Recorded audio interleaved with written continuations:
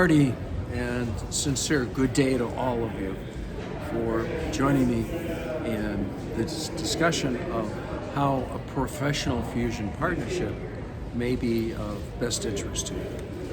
My name is Owen McCafferty, and we are just going through and exploring various components and options within a very short period of time, a 15-minute segment in total, sometimes trying to bring it down to 12 minutes, so that it's doable and watchable or listenable by you, but doesn't have to become overburdened with a lot of repetitive narrative.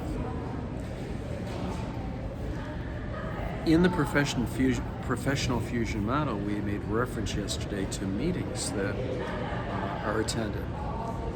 As I said before, there are two limited liability company meetings, which is basically the unit holders of the Fusion Master Partnership joining together, not necessarily just for a business purpose, but mostly business, with some reference to medical or surgical application within the practice.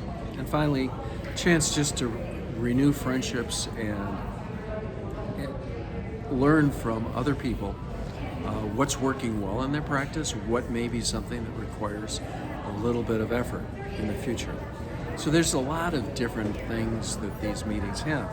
So the limited liability company meeting, if you will, is a meeting of the greatest minds that exist within professional fusion and a spinning off of what could happen. Often there are meetings that practice managers or administrators are also invited. In fact, there's even times where there's break-off sessions where there would be a separate practice administrator meeting where they could learn dealing with colleagues in the same issues. Some of them are qualified for credit for continuing ed. For example, in veterinary medicine, there's a designation that I hold, and I earned the honest way. I sat and passed the exam. And that is as a certified veterinary practice manager. So the continuing education credits are very important. As a CPA, I have to have continuing education credits. Being certified in financial forensics, I have to have continuing education courses that may differ. And then finally, I'm a certified global management accountant. And I also have to take specific continuing education courses. I live my life sometimes watching webinars very similar to this one. That's why we feel trying to keep the time down is important. So the limited liability company meetings, held twice a year, are chock-filled with business, usually located in states where the accessibility of flights is easier, because many people are flying from different parts of the country in the United States. So we try to accommodate meetings with nice locales, but close to airports, because it's always getting back to the practice that counts. One of the reasons for the meetings is also to inform the limited liability company members as to where the professional fusion model is and where it will be going.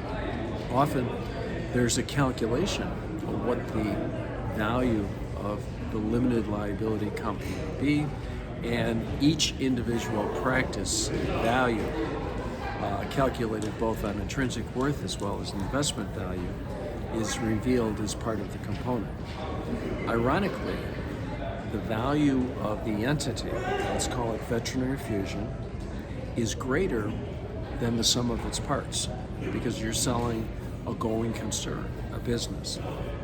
For that reason, the segregated value of the individual practices doesn't add up to what the real value would be if it was sold as an entity. And that's something that the limited liability company members have to weigh and consider.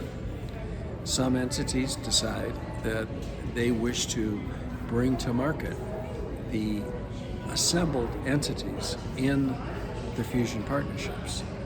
There may be a fusion partner who doesn't want to sell, likes everything just the way it is. That person can easily be accommodated because there will be multiple fusion partnerships where they can flip from one partnership into another. By the same token, there may be someone in one of the other partnerships that wants to sell. So they can join the selling fusion partnership and be part of that entity.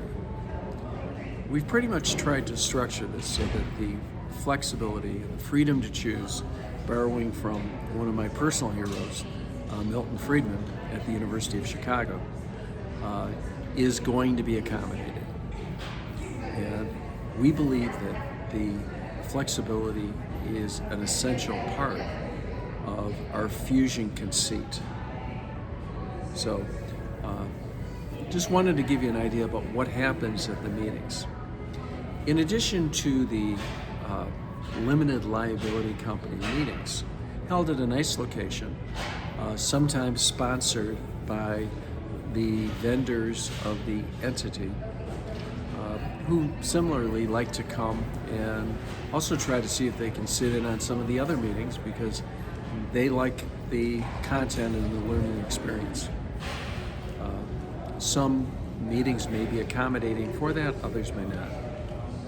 So there's a whole different option that relates to the limited liability company member meetings.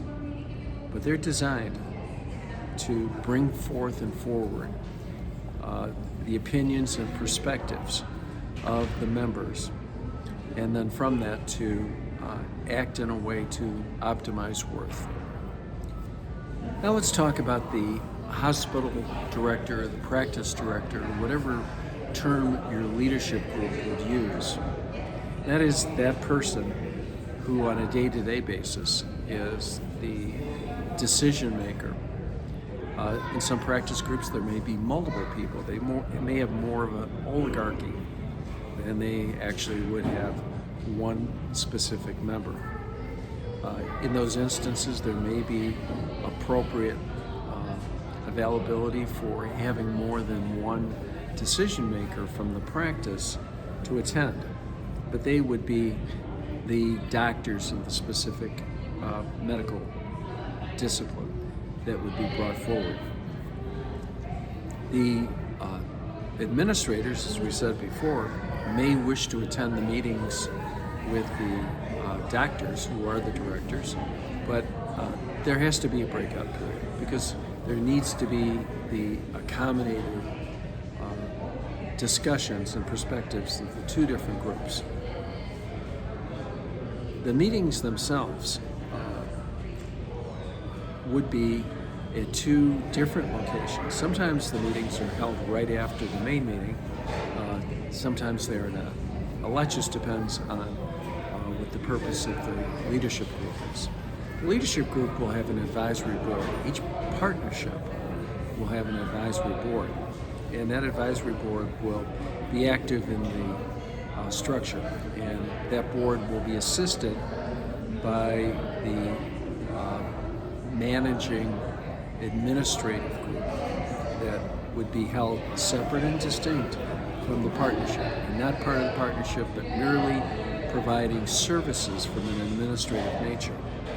We'll go into that more too, because I'd keep you here all day. But just to give you an idea about what happens in the differences between the limited liability company member meeting, which would be open to all members who are equity members of the fusion partnerships, and the specific directors meetings that would be pretty much limited to the decision maker, who would go more towards the activity of the entity. One example of what could occur in a director meeting might be an in-depth analytic comparative analysis of one practice group to another, both within their fusion group, and then looking at benchmarks in inter-practice basis among other practice groups outside of the Practice Fusion group. So the intra-practice within and the inter-practice within a larger group are all part of it. So that gives you an idea about where things sit with the differences between the two.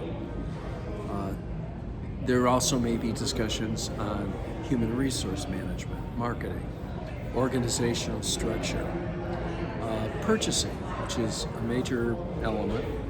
A lot of discussions and reports that will be given by the administrative group to the leadership within the director group as to what new opportunities exist, new vendors that may be providing options for the group.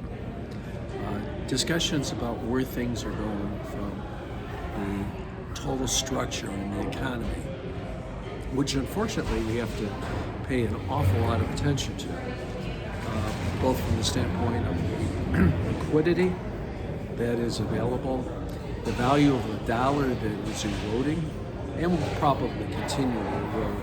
I mean, let's face it, $35 trillion of deficit.